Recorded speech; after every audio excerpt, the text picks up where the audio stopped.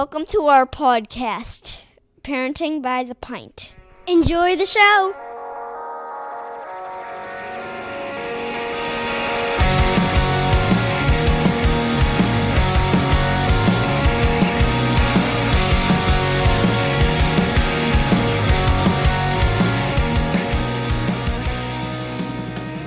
Greetings, Minivan Mafia.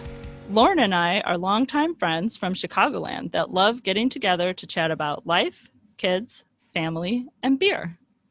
Each week, we'll feature a brewery and sample at least 2 of their beers. We'll also discuss a variety of topics ranging from parenting, pop culture, travel, marriage, and just about anything else that comes to mind. Welcome, everybody, to another episode. Hi, Lauren. Hi. So this seems like it would be a long time coming. And also, for those of you who have been listening to us for a long time, you're going to be like shocked and shaken to find that we have finally rolled around to featuring Sierra Nevada. I can't believe Chico, we haven't California. yet. It is only the brewery that almost every single one of our guests from the beer industry mentions at some point, because Pale Ale, which is the beer we're going to drink first, is the pale ale that everybody is inspired by. So, without further ado, let's crack this baby open and drink Sierra Nevada Pale Ale. It's actually been a bit since I've had this, to be honest. Like, it's Yeah. always available, but like, I just kind of never think about it. And it's not a local Chicago, so it's not like on tap in a lot of places. That's true. I wind up with like, a Green Line or something that's around locally, but like it's a solid pale ale that I sometimes just don't think about. I love that it says on it, family owned, operated, and argued over. I could tell you, as a person in a family business, there's definitely arguing. More yelling than arguing, but depends on your perspective. Yeah, I like it. That's entertaining. It's purest ingredients, finest quality, can conditioned. What do we say this was? 5 point something ABV? 5.6. 5.6 at Chico, California. All right, pale ale. Let's drink.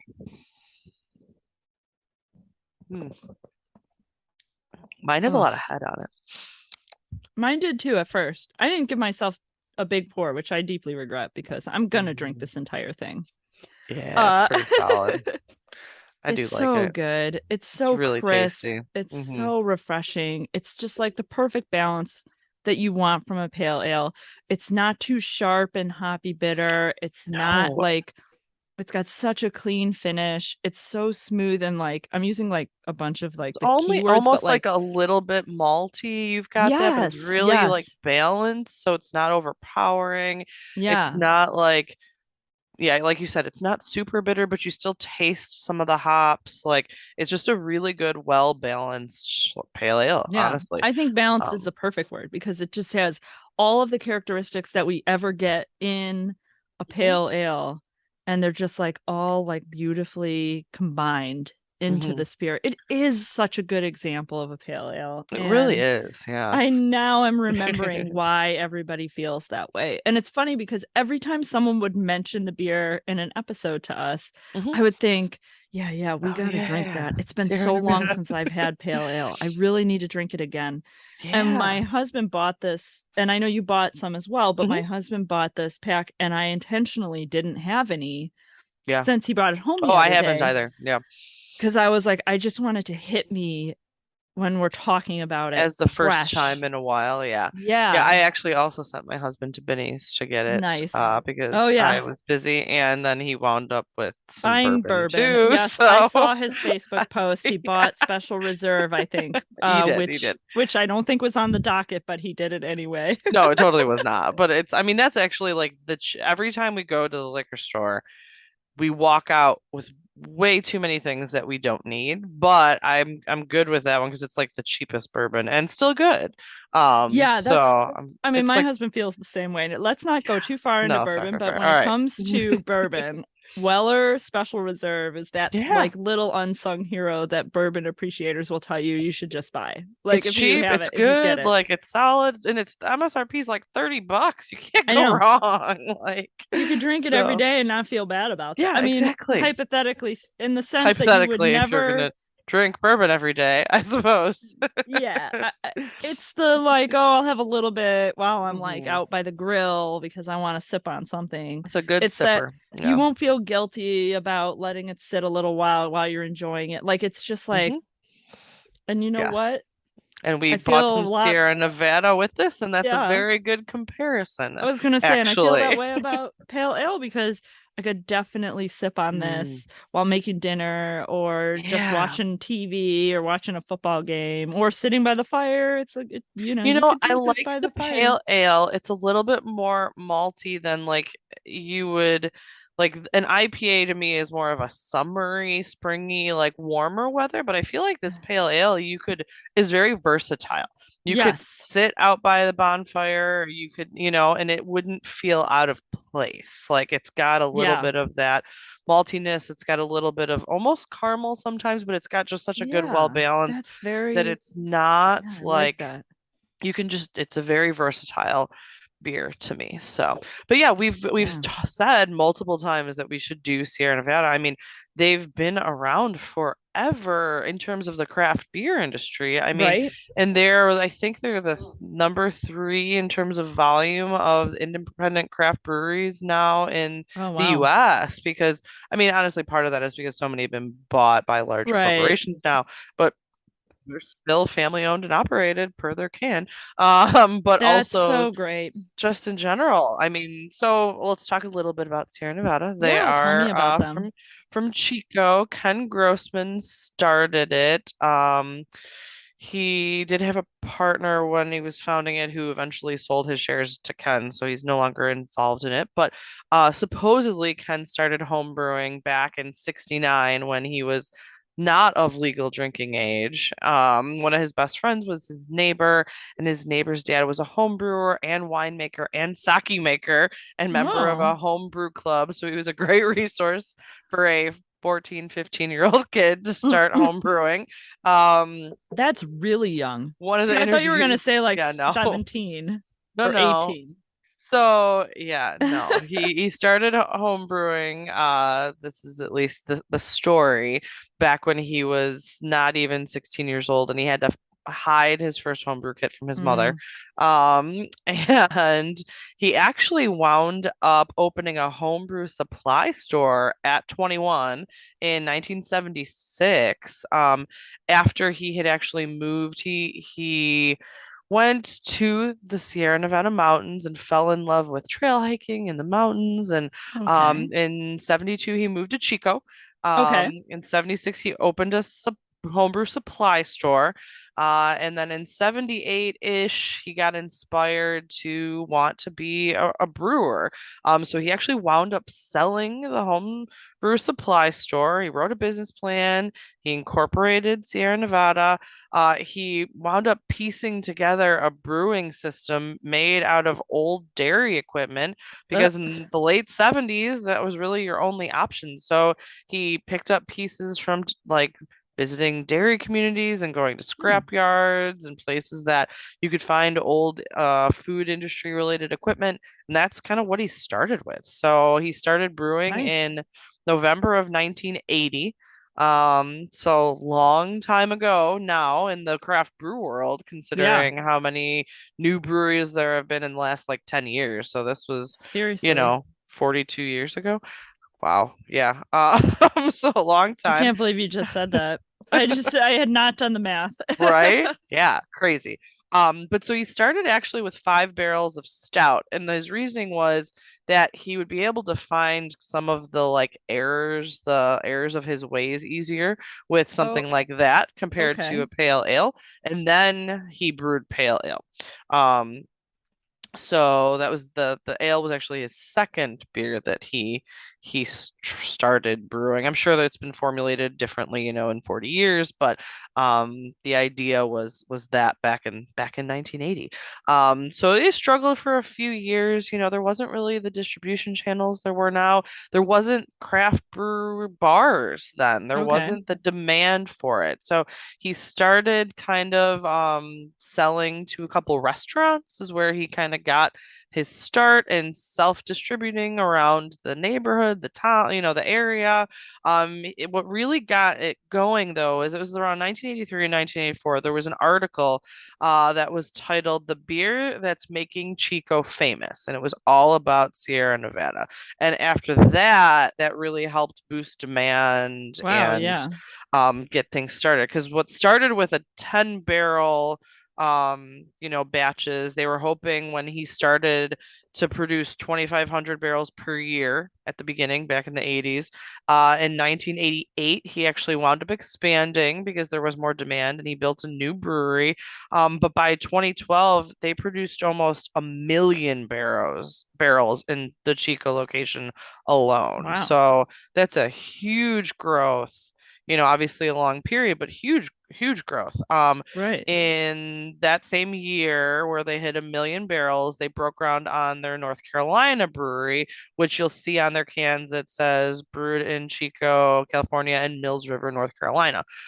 They actually still ship barrels back and forth to maintain consistency across the different locations so that if you drink a can of pale ale in North Carolina, it's going to taste the same as if you drank it from Chico, California, or at least that's the Nice. intent. Cool. So they broke ground in 2012. They actually didn't open the North Carolina facility until 2015. They also opened a tap room in Berkeley in 2013 just to get people more interested in the Bay Awesome. Area. But they are huge into energy and environment. So their North Carolina facility actually was the first production brewery in the U.S. to receive the LEED designation, the Leadership in Energy and Environmental Design Platinum certification, a year after they opened in 2016. Wow. So they're also the largest buyer of organic hops in the U.S. They, like many other breweries, they give their grains at the end of the process to feed animals in the area. They have a huge they're largely powered by solar energy.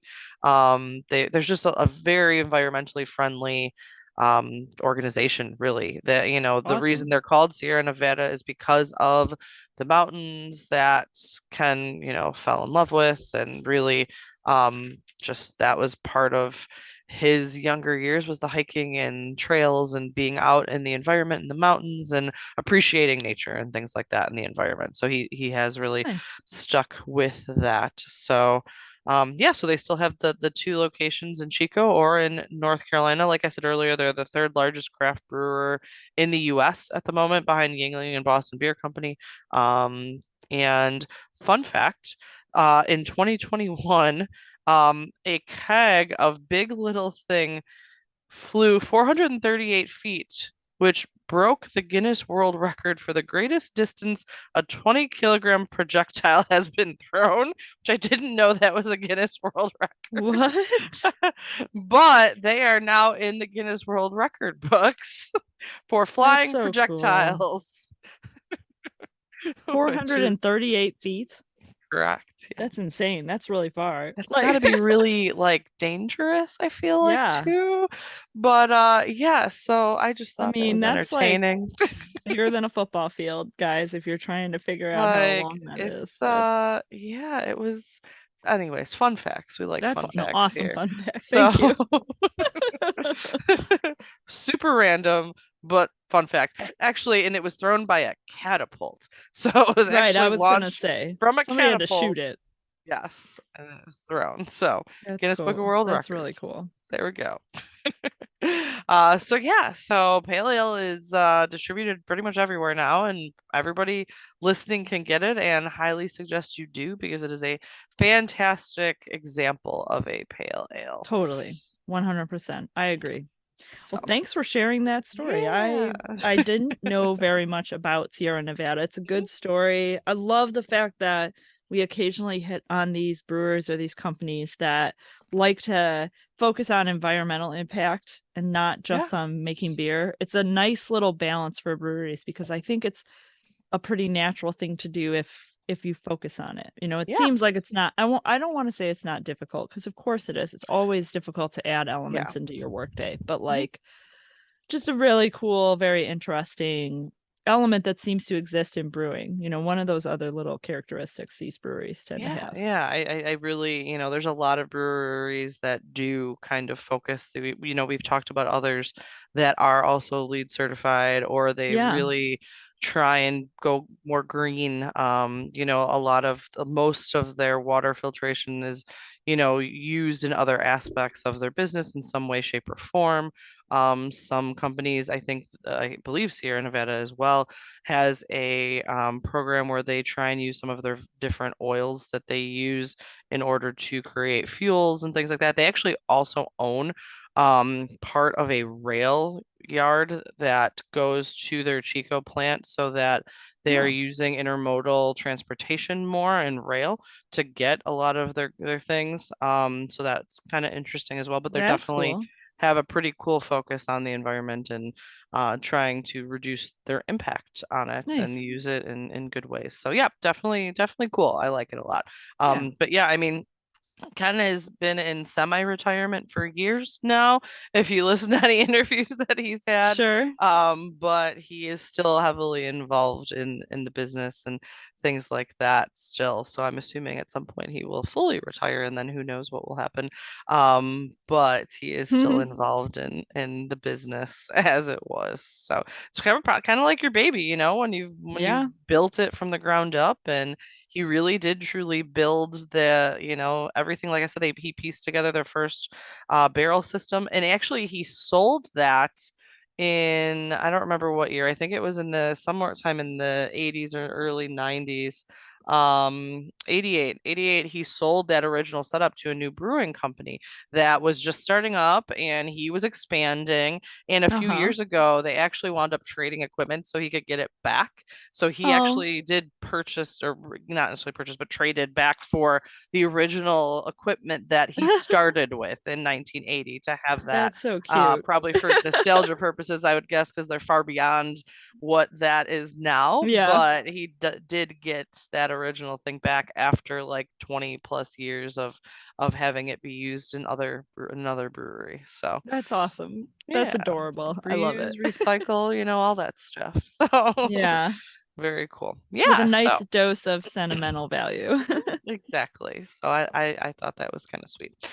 So, all right, Sierra Nevada, let's keep drinking our ale here, and we're going to talk about gifts. Yeah, speaking of sentimental, let's talk about thoughtful gifts, right? I mean, like, I either really knock it out of the park, and this is just my opinion, of course, or I feel like I am not inspired at all. And those are like my two extremes. I either feel like I've nailed it and this is the perfect gift for this person, or I just dialed it in and was like, I'm just gonna buy some random thing. Yeah. Blankets are always fine though. Like, I will always accept a blanket. And we've talked about that before. And now, not to say it's my default gift, because it isn't, but like, for example, last year I gave and she's gonna hear this and she'll say something to me. I gave my friend Catherine a blanket for Christmas. And I did it specifically because she had just bought a new house, and it was a really nice blanket, and it matched her new home, and there was like a reason to buy her a blanket. But there was a year where I gave like all of the nieces and nephews blankets that had cats on them. I just did that because they had cats on them, not because they needed a blanket. Like, so there's been both situations. Like, sometimes it is a thoughtful gift, and sometimes it's, well, you're getting a blanket. Yeah, fair. I will always accept comfort items because I love blankets. I probably have like 4 of them surrounding me in various places. Yeah, I could reach my hand out and grab 2. So I have one on me, and then I have about 4 in front of me on the couch, that I'm looking at, that I could totally grab and sit with, and or family members would. Yeah. So that is always an option, but yes. So I tried to break this down, and maybe you did things differently. I tried to think of like kind of age ranges, what I think are really good gifts for like different ages. And I started at 1 year old, like baby, like brand spanking new kid. And the reason why I did was because I had a really good idea. So I was like, oh, we're gonna start with a 1 year old. I like it. And I gotta say, especially if you're not trying to like spend a small amount of money, but like a little bit more, the ball popper has to be my favorite baby gift. The one with the air that blows through it and shoots the balls out, and then they like fall back in and then go through like the spiral and then shoot back out again. And then got it. I love the ball popper. It's just such a good gift, and it's like kind of loud, but also very entertaining. Yeah. And I just think once your kid is like sitting the 1 year old age ish, it's great. Plus it works on those motor skills because they can put the ball back in themselves. It's just such a good gift. I wish I still had one. Yeah, I need to pay attention. I have a variety of ages to buy for this year, but I'm like 90% done with all of my Christmas shopping. So like that's so good. I'm probably about 50%, which is not great for me. Like usually by the middle of October, which is where we are, I'm a little further. Not a lot. Like I'll finish up about Thanksgiving sometimes, but I feel like I'm not even close. Like 50% feels like a lot, and it's a lot of the like tougher people to buy for. Like I have a couple family members that are really easy to shop for, in my opinion. Like I'm like my sister-in-law. Like everybody's like, oh, what do I get? What do we get her? I don't have a hard time buying her stuff because I get it. I'll be like, I would like this. Yeah. And I get it for her, and it works out. Like that works out great. Yeah. 99% of the time, she's just like perfect. You know, fantastic. And it, like a blanket. I think she got a blanket 1 year. Yeah, and she loved it. Everybody likes blankets. Yeah. I find that my parents are actually the hardest people to buy for. Yeah, absolutely. That's actually mostly who is left is just my parents and my in-laws. Like our kids are fully done. I'm done with them. But I do have a 1 year old to purchase for. I have actually a less than 1 year old to purchase for. I have like I don't know how old she is, 6 months old maybe. Oh, wow. I often default to books for younger kids. And I let my kids pick out like their favorite kids books. Oh, that's good. That's a good one. And then I give them that, and then some other random thing. But I love books. That's another thing. Anyone can get me a book, and I would be happy with a blanket and a book for like any holiday. That's a good combo. Right? You need a blanket, a book, and maybe like a coffee mug. Yeah, it's perfect. That's literally that right there is the perfect present. There we go. Everybody's done. Yeah. But for really a variety of ages, especially young kids, though, I often default to books. Books is cool. Because I really like that. We still read. My oldest can't read to himself. He's autistic. We still read to him every single night. Like every night, that's part of our routine. We always do. And the twins will read to themselves. Last night, my daughter lost a tooth, and apparently still we do that. So I walked in thinking she was asleep, and she's using like her projector, which is just like a nightlight, and holding it on a book so she can read in the dark. And I was like, oh my goodness, just go find a flashlight, little girl. Oh my goodness. I did this when I was a kid, so I get it. But like you're making this far more difficult. Like just find a flashlight. That's so funny. And then I walked out, and I'm like, okay, you actually do have to go to sleep now. Like I get it, but so they love, both of them love to read. Actually, my daughter asked for a Kindle for Christmas this year. Oh, that's a good one. She's 8, and I think that that's actually a really good, appropriate gift now that they're reading. Absolutely, yeah. I would put Kindle on the list for like that age range. Yeah, because once you get chapter books, reading on a Kindle is convenient. For sure. Yeah, half of their books are like 200 pages. I mean, Wonder was like 300 and something. But so once you get to that point, I think that a Kindle is totally worthwhile. Now, when you're reading board books, clearly not. But sure. But books are definitely something that's often on my list for a variety of different ages. Yeah, I like that. That's a really good suggestion. I actually occasionally like to buy cookbooks for people. My brother got into bread making. Oh. A little while back, not like how everybody got into bread making when COVID started. Everybody like, did in COVID. Yeah. I'm going to make bread. Okay. Yeah, because it takes forever. So Right. like, why not? You have forever. Might Lots as well of make time. bread. You know what I have? I got 20 hours of uninterrupted time. Why don't I? That's how long bread needs. Great. Well, I guess that works out then. You can make bread. He kind of got into it, I think, because he was making like Detroit style pizzas and stuff like that. And you got to rise dough and things. So I think maybe it started there and then he started making bread. And now he has like a super fancy pants mixer that's just for dough. It's a dough mixer. It's not like the KitchenAid. It's like a It's literally just dough. Crazy. It's like the motor and the thing can like, drive your boat. It's like insane. I don't know. It's just crazy. But anyway. Cookbooks. I have also bought people cookbooks. Yeah. I bought my husband Snoop Dogg's cookbook one year. Nice. Because why not? Yeah, that's a good one. I have the Wise Guys cookbook, which is from the guy that Goodfellas is based on. Nice. He talks about cooking on the run. That's what I it's like it. The recipe. I like he it. talks about making sauce in jail. It's like exactly like the movie where he's like cutting a garlic with a razor blade. It's really funny. It's a good book. I should pull that back out.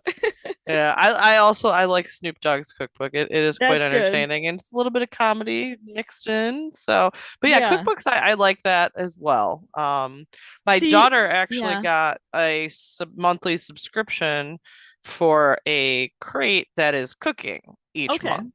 So it's for kids, but it's cooking different recipes and things like that. And you get like a little kitchen utensil to go with it every month when it comes. Oh, that's nice. We do baking kits, which is on the similar, but it's always like cakes and cookies and cupcakes and stuff like that. And I like it, but it's like a little too hard for them. Like for example, we just did the September kit because we totally slacked and didn't do it.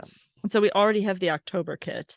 And I opened it up when we got it the other day and I'm looking at it and it's like it's chocolate mousse with whipped cream on top and you make a little chocolate cauldron to cute eat it out of, which is really cool.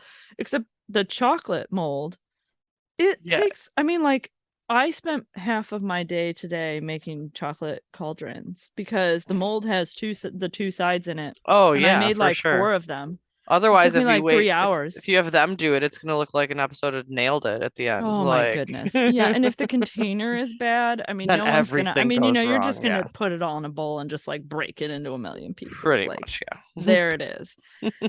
But it's fun. And I like that idea. The kit thing is actually another cool gift idea. I would get that for like my niece or my nephew maybe who would really enjoy it. Actually, that's genius. I should write that down. My my twin boy actually gets them. So the company that they use is Kiwico, and we've had their kits many times before. They have different kits for different ages. They're all over the board. They have one that's just arts and crafts. There's one that's food. There's a couple that are actually making like more engineering type stuff, but they're based on age. So my son has the oldest one, which is like 16 years and up, I think. And he can still manage to do them on his own. But keep in mind, he also does Lego expert things on his own in like 8 hours. So he's gotten good at that stuff. That's his jam. Like he's totally in on it. But they're really cool things that you can make. And sometimes they're even useful. Like last month's was a calendar, and how it works is you like rotate this thing and the month changes or the day changes until the month changes. So you just turn it every day and then it changes the date and the month and the year all on its own all together. So it's everything has moving parts to it, and it's just kind of cool.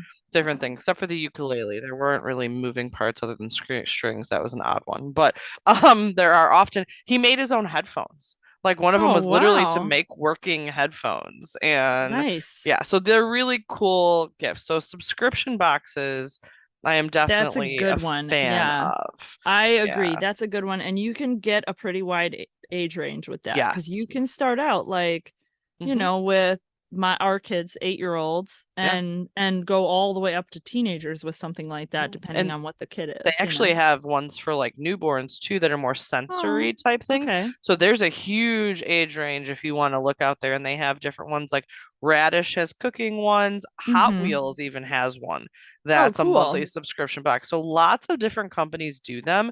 People just don't realize that they do them. But there's lots of different monthly subscription boxes out there that are actually really cool, and it gives them something different every month, as opposed to spending a bunch on like one big toy.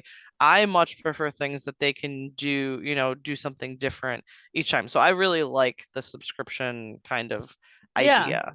I agree. I was gonna name the one that we have, the baking kits that we have is through a company called I'm the Chef Too. And it's baking kits with like a science element. Cool. So like one time we did like a volcano, and the other time we looked at like animal prints and like talked about that. And there's always like a little activity to go along with the baking activity. Nice. And that was actually why I picked that one, because all of the like baking kits and stuff, they got the same stuff. But this one, the recipes are really cute. They're relatively simple. Like I said, there's been some minus the cauldron, but minus the cauldrons. And then there's been some fondant work that I've had to do because I can't even do fondant. I'm out on I'm terrible at it. But I'm terrible at it. It's like grainy Play-Doh. Like it's not my kind of. It's a good area. Good comparison. Yeah. It just like crumbles apart into my hands. Okay.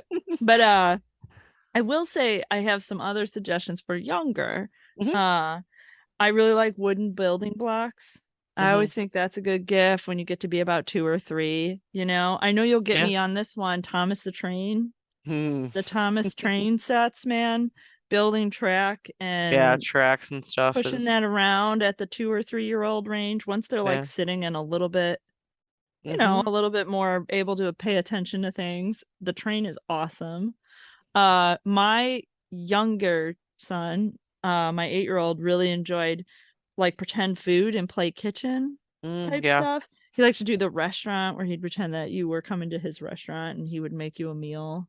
My kids still do that periodically. My daughter will still do that. We still have a whole box of that stuff. Yep. Yeah. We got a cash register with Play Money, and so you'll even pay for your food and stuff like that. So like it's like everything. It's like a regular all that pretend play stuff is great once they have the cognitive kind of ability to do that. And then really they can play with that stuff for quite a while, really. Even absolutely. If they periodically, like the twins are at a weird age that they're starting to kind of get away from playing with as many toys. Like half of my son's Christmas list is like hoodies or video games or like, other miscellaneous things. And then there's still some toys on there, but it's definitely not as much as it used to be. Right. But I feel like that pretend play stuff still will come up even, periodically. And it's an easy thing if they have younger cousins or friends or things that they can all still play something together that they all participate in. So those kind of things are still definitely on, on the list. Yeah, we have a little girl who lives across the street from us that I think is probably maybe 4 or 5. Okay. And whenever she comes over, with her, she has an older brother that's the same age I think as my 8-year-old. She'll play with the pretend food. She'll get the cash register out. We have like a little shirt and apron that you put on. It's like the whole thing, and like she'll come up to you and she'll pretend to take your order. And like the one day they were at my house and I was kind of irritated because extra kids like isn't my favorite. And they were really loud, but I don't like to leave the room when there's a little kid. I totally agree. I can trust my 8-year-old and my 11-year-old to play with maybe another 8 or 9-year-old. Sure. And I can clean my, fold a load of laundry upstairs, or you're in the house. You don't need to be on top of them. Move the car onto the driveway or something and know that 2 or 3 minutes away is not a big deal. But with a little kid, I don't do that. I don't leave the room. I stay where they are. And so I'm sitting at like the kitchen table and they're like playing, the older kids are playing video games and she's doing the pretend kitchen and she's super loud. Like everything this little kid says is super loud. It's adorable. She has like the cutest little voice, but it is so loud and she's like right in my face. And one time like I said, I'm irritated and she just walks over and she puts like a coffee cup down next to me. And she was like, I got you some coffee. And I was just like, that's just what I wanted. Thank you so much. That's really cute. Like, and she was like really quiet too. And she said, you're welcome. You can come over anytime. She knew. She knew that's exactly what you needed. It was perfect. Yeah, she's the best. That's adorable. Yeah. But yeah, that's definitely something that it crosses over age groups somewhat well. I agree. Yeah. Even my kids would play, like they did play with her. She would come up to them while they were playing video games and they would be like, oh, I'll take a piece of pizza and an ice cream. And she'd be like, okay, that'll be $7. And she'd like, yeah, exactly. Yeah. My kids are big into Nerf, so we got a lot of Nerf guns. There's always like 12 Nerf guns on their list, I swear. Yeah, that was what my older son said. I asked him today what he wanted for Christmas, and he said Nerf guns. And I was like, dude, I have like a giant drawer bin of like them, right? I have a bin of Nerf guns. Why do you need more? Well, and now the one cat, well, they both do it, but the one cat in particular like chews up the darts. Oh no. So if we don't collect them all, they're gonna be you'll gone. find like just little dart shreds everywhere. Ooh, yeah. I don't think he's eating them. He's just shredding them. Chews them up. Yeah. Yeah, probably. But yeah, so they're getting might just need to get. I bought one year just like 100 pack of just the darts, just the ammo. Because I'm did that at one point. We're probably like starting to dwindle, but then I don't remember what Nerf gun came with it, but one of them came with like 50 darts, some crazy high number, because I have like unopened packages of them now. Oh, well then you're good for a bit. My son wants. My cat eats them. Yeah, and my son wants on his list. I was checking out his Christmas list the other day. He wants, there's a whole bunch of like barriers and things so that they can fight in the backyard and hide behind stuff. And I was like, that's actually not a horrible idea. That's a good idea. So maybe my oldest would like that. Yeah, because there's, like he recently went to a Nerf gun party at some place. And like, there's always like things you can hide behind and whatnot, but they sell that stuff, even just on Amazon, that you can buy those kind of, whatever. Some of them are inflatable. Some of them have like sandbags in the bottom so they don't, blow away. Yeah, so you can buy those. That's so they're definitely those are on my son's list. I like that. That's really good. That I could do. Yeah, I'm gonna put that on my idea list. Yeah. You mentioned Legos. I know you said your twin boy likes Legos. My oldest son is off and on with Legos, but does enjoy them and has for a few years now. So probably when we resisted Legos for a really long time because I didn't want to deal with the mess. So I didn't really like even introduce Legos to my kids for a really long time. My nephew, who's about a year older than my oldest, was really into them, is still kind of into them. And so my oldest son started building with him and doing stuff with him. And so we would occasionally get Lego sets, and there were birthday years where there would be a bunch on the list and people love to buy that stuff. Yeah. So I still have like unopened Lego boxes because some of them it's just like didn't get done. Yeah, like a lot of them have been worked on. Some of them are just like plain complicated sets that they bought that aren't like difficult. They're just like massive. They take up a lot of space. And I'm just like, if we don't devote several days of free time to this, it's just not going to happen. But my son did get really into it for periods where, like, especially now that cold weather's rolling around again, I think that's part of it. Now that we can't play outside as much is when it like becomes more, fun to do. I will say that when my son does them, he just sets them up on the dining room table and he will do it until it's done. And Yeah, then he puts the extra pieces in a Ziploc bag, and he often will just display the things that he builds. So he's got a bunch of them just in his room. We probably need to sure. build like a shelf or something for them. But then That's a he'll good, play with yeah. them. Like one of them's a helicopter, or he's got, a Mustang or some Oh Star yeah. Wars thing. And like he will, play with them as if whatever their design is, periodically. But I think he also just likes the act of building something and then displaying it. So Yeah, it's like, we do that. Well, and I was going to mention that as kind of an adult gift is that I built out of Legos, they have a set of like flowers. oh, I've seen that. Yeah, yeah, yeah. Yeah, and I got them for Mother's Day a few years back.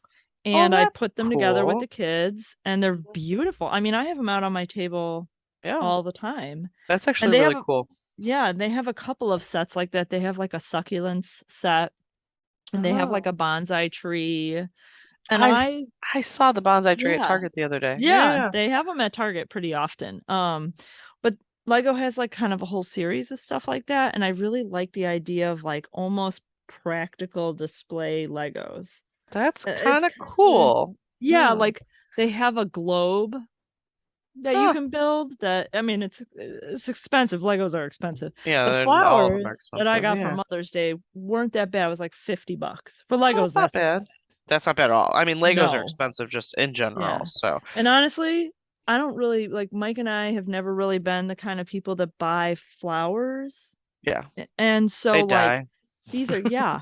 And these are just always in a vase, like just like regular and they're very I mean, they're a big conversation piece. I got a lot of times where people will sit at the table with me and Yeah. we'll just be like, "Are those Legos?"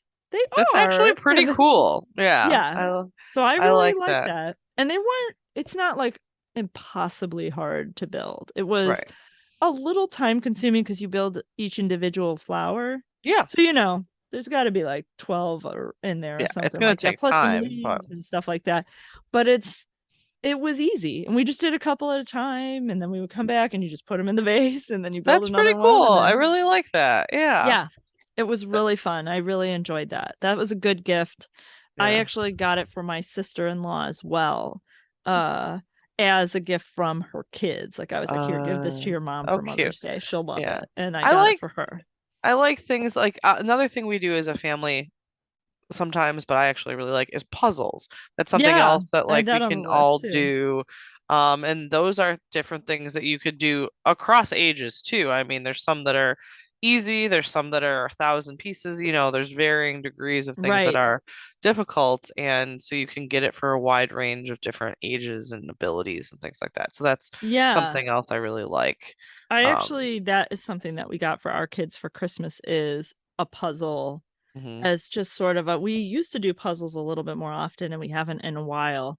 But mhm. now that they're a bit older, I feel like, it was like a robot puzzle. And some places sell these puzzles called Puzzle Twist, Mm, where it's okay. not exactly like the picture on the box, where there's like some sort Oh, of variation or there's some sort of like interesting. trickery. Different. Yeah, yeah, yeah. Huh, I have uh, not seen those, but that's kind of yeah. cool. There is a game store in Downers Grove called Fair Game, and I try to go there about once every fall Okay. and get a handful of Christmas presents because I Cool. love the idea of supporting a local business. Mm-hmm. Their prices are like when it comes to like let's say you go on Amazon and you buy Uno, Sure. and maybe Yeah. Uno is like $6 on Amazon. At the game store it's 8. You Okay. pay a couple bucks more. But you're It's supporting totally a worth local it store, to and yeah, me. no, I like that. I have Yeah. no issue with that. I would Mhm. much rather give my money to Fair Game Yeah. than Amazon. No, I totally agree with that. But Yeah. yeah, they have a bunch of puzzles in addition to board games and Hmm. stuff like that. And so my husband and I went a couple weeks back and bought a handful of the Christmas presents I already have are things Nice. that we got there. Yeah. Board games are another thing that I do like, depending on, that's a little bit harder in terms of what it's not like as generic, in terms of what we think people might be interested in, but I Sure. do like board games, and it's something you can play as a family, and definitely. definitely something that I like to give as well. So I like to give board games as gifts too. I did have that kind of on my list for like a little bit older kids. Yeah. Some of the games my husband and I really like, you do have to be a little bit older. I feel like young teenager age and up.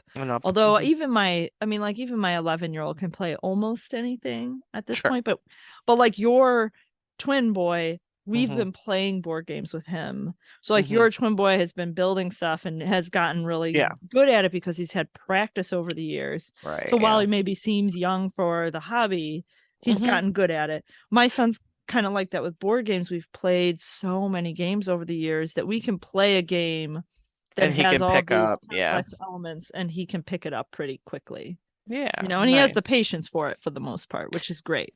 That's part of the problem too, is depending on their age, whether they have the patience to sit and do something like that. And that goes for any building thing too. Legos are different things and whatnot, but also games, what their attention span is, or all any of those that. Kits, yeah. Yeah, you have to be a certain age for that to be reasonable. So you got to consider that as your audience. A couple other things that I had on my list, and then we can open our next beer, but experiences. So I always would prefer to get do something, go to a show, go to some event, go to something, take my kid and go to the driving range, or, do things like that versus giving like something that's going to sit around my house and I'm going to throw it out in a year and a half. So that's something. Our kids this year are getting some gifts, but not as many as they normally would. They're getting a Yes Day for Christmas. So I don't know if you've seen the movie Yes Day. I have not, but I know the idea where you say yes. You say yes for a day. And we were planning it ahead, so they get to pick what they're doing. They made a chart and they put it on the fridge and they decorated it in sparkles and colors and whatnot. And they picked 5 things essentially to do. And so they picked a special breakfast. They want to eat like pancakes and ice cream and whatever. I was like, cool. Fine, no, easy. They want to go to the Mascot Hall of Fame, which is in Whiting, Indiana, because they've been wanting to go there for a while now, and we have not. So we're gonna do that. One thing they did want is they want to go to the store. They want a shopping spree, but they want to spend $50. And I said, I can do $50. You can go pick out your Christmas present instead of me buying you a Christmas present. $50. And $50 is not unreasonable. They want to go to medieval times, which my parents have been talking about taking them for a while. So we're going to medieval times. I laugh. I'm sorry, I laugh because you're good. I want to go to medieval times for my birthday, and so yeah, if you have room for one more. No, I'm just kidding. Sure. But join us. But like nobody else as an adult in my family wants to go to medieval times. Really? They're just like disgusted by the idea for some reason. I don't know why. But my dad, who, is a kind of a driving force to our family plans most of the time. The only other person that wants to go is my sister-in-law, Bridget. And that doesn't make any sense, by the way, because she's like a California girl and like, that's not her thing. And she whatever. She does read fantasy books though. So maybe that's why. I don't know. I just want to go and sit in the stands and just scream stuff like spill his blood and eat a turkey leg. With your hands and so and drink beer. Yep, that was one of the things genius. That the twins picked. I love it. Medieval times. We're doing that. That would be on my list. Yes, and then just the last thing that they wanted is going to cost us nothing. They just want to have bring mattresses down and have a camp out in our living room and have a movie marathon and fall asleep and like have a little camp out. That's it. So that's their Christmas. That's their big Christmas present, is their day that they get to plan whatever they want to do. Let me ask you a question. And then I know we want to move on, but let me ask you this. How did you get them to pick the things that did they all have to agree? Did you make your kids agree? They had to agree. Yep. Okay. They had to go back and forth and agree, and so they lobbied ideas. And I mean, the Yes Day premise is it's supposed to be within a certain radius, and they do have a budget and things like that. But otherwise, they just went back and forth with ideas, and they just agreed on what items they wanted to do, and that's what they came up with. And then they put it down on paper, and now it's sitting on our fridge, and that's what we're gonna do. We're picking a day, and that's most of their Christmas presents. I So, love it. That's an awesome. I love that idea. I wonder how my kids would react to that. I feel like we would get stuck watching YouTube. Yeah. Well, yeah, we wanted to do things that were different than what their I love everyday no, would yeah. be. I mean, So I would yeah. think that we could put in the requirement that we would maybe only require that they be activities outside of the house. I Yeah. know your list has things that are inside the house, but I Really, would have the to do only things thing to is get them out. the only thing that's in the house, because we're gonna go out to breakfast, we're gonna go out to the Mascot Hall of Fame, we're gonna go out Right. to Target, probably medieval times, and then we're back home for movies, Yeah. and that's really it. So everything else is out Yeah. for most of the day, and then we return home to just crash in our PJs and watch the movies. So That sounds really good. The only other thing I would like to mention on our gift list, and then and let's open Hazy Little Thing, which yes. is an IPA from Sierra Nevada. If you guys forgot what brewery we were drinking because we talked for so long. Yeah, sure. But I hope you got some good gift ideas. The Yeah. only thing I will mention, and it's an adult gift, and I will also say that it was inspired by your friend Barb on Oh. our Napa trip. She had a fanny pack that I was like, oh, that's so cute. And then I texted her when we got back from the trip and I said, can you send me the link to that fanny pack? Because I want to buy it. And it was just an Amazon purchase and it's like $12. Oh my God, I love it. Nothing. I bought like 4 of them. Awesome. And excuse me, I will be giving them to every like adult woman on my list. I'm actually giving my brother's girlfriend a fanny pack for Christmas it's as brilliant. well. And it's such a cute, and I bought one for myself, of course, but Yeah. like it's such a cute Nice. item. And it's funny, I wore it. We went to Revolution's Oktoberfest and I had it, and we went with my sister-in-law, and she complimented me. She was like, I really need to get a good fanny pack. And I was like, oh yeah, I got you. Yeah.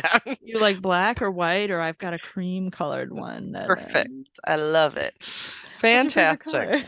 All right. Yeah. So let's try Hazy Little Thing. Hazy Little Thing.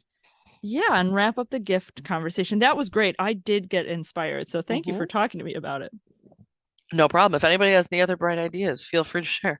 But I really like adult gifts. That would be the thing. Okay, got it. If I have any more bright ideas, I will. Good luck. We'll think that through. But yeah, the aroma on this is totally IPA. I mean, it's super citrusy. It smells exactly like you would expect an IPA to smell like. You know, it's funny. I feel like, I guess I do get the alcohol. My initial reaction was that it's a little lighter in than the pale ale, and that I'm surprised that it's a higher alcohol content. But I do get more of that alcohol burn now on the aftertaste. Yes. Now that I've had a couple sips. So yeah, I think that I definitely feel it on the back end more, the kind of alcohol-y taste to it. Yeah. I do feel like it's even in the taste though, I feel it's got a prominent citrusy taste. Yeah, I get that a lot. I agree. When you said that in the aroma, I had just taken a sip. And I was like, oh, yeah, it's definitely citrusy. Yeah, it's got a very citrusy taste to me. It's smooth, but it's not overly creamy. So it's got kind of a little bit of a bite. It's an interesting mix. It feels like a little tiny bit of carbonation on your tongue. So some IPAs have a little bit more cream to it. I feel like this is relatively smooth, but it does have a little bit of a bite, but it is very citrusy to me. Absolutely. It's a little bit hazy, but I would say it's light on the haze. Like it's not overly hazy. Yeah, it's a little bit hazy. That is what I would say. Yeah. Which hazy little thing. I guess it's sort of what they mean.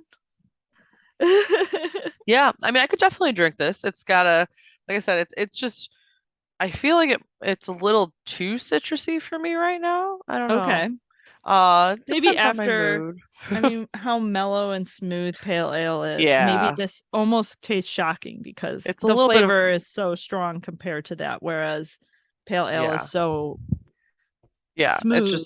it is very smooth. Can't This think of one, another word. It's just balanced. You said yeah, balanced earlier. That's it is very exactly well right. balanced. Yeah, this one, it's definitely as described though. Like it's a little bit of hazy. It's definitely IPA. It's got that citrusy aroma and flavor. It's got a smooth, taste to it with a little bit of a bite with that light, little bit of carbonation to it. But yeah, it's a pretty tasty thing. This I do feel like I was saying kind of earlier, I feel like this is a little bit warmer weather drink to me than the pale ale is. Maybe that's why it's hitting you so Maybe. much. I've already moved on to the in your stout hoodie. life, so yeah, I am in a hoodie Me right too. now. So I feel like I'm gonna be transferring over to the, winter weather beers soon. Yeah, So. I'm still trying to get my 8-year-old to wear pants. He wears shorts to Dude, school every day. same. Every morning I'm like, no, It's 30 out. yeah, it's 37 degrees. You need to wear pants. I'm Wear sorry. And pants. also a jacket, not just like a t-shirt I or a know. long sleeve t-shirt. Like I know put every a parent jacket knows on. this, but like my kid owns a winter coat, okay? But he does not want to wear He it. hates And it. like Hates it. I can afford one, you guys. You don't feel sorry for my kid. It's not that he can't have one, it's that he won't wear it. It's brand new. It is a choice. It's hanging by the door. Definitely a choice. Yeah, I'm same. My twin boy is the same. Shorts. He would wear shorts all year round if I allowed it. He went out actually in slides. He went out in sandals like 2 days ago, and I was like, oh my goodness. It is cold out. Like your feet are going to freeze. He's like, I'm fine. I'm like, all right, fine. Whatever. Okay, When you're man. freezing, I told you.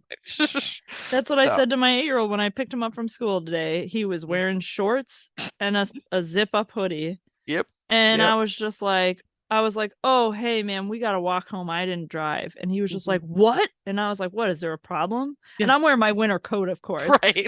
And dude, it was 40 degrees. Like, it's so cold outside. I was like, oh, well, maybe you should dress for the weather. Get in the car. Oh, and on that note, yeah, Christmas is coming, you guys. Yes. All right, Sierra Nevada, go check it out. And if you have any other gift ideas, share them, please. Yeah. All right. We'll talk to you soon. Thanks. Bye. Thanks, everyone, for listening to the latest musings from Parenting by the Pint. Be sure to find us on Facebook, Twitter, and Instagram, and make sure that you rate, review, and subscribe to us wherever you find your podcasts. Have a great week, and cheers to you all.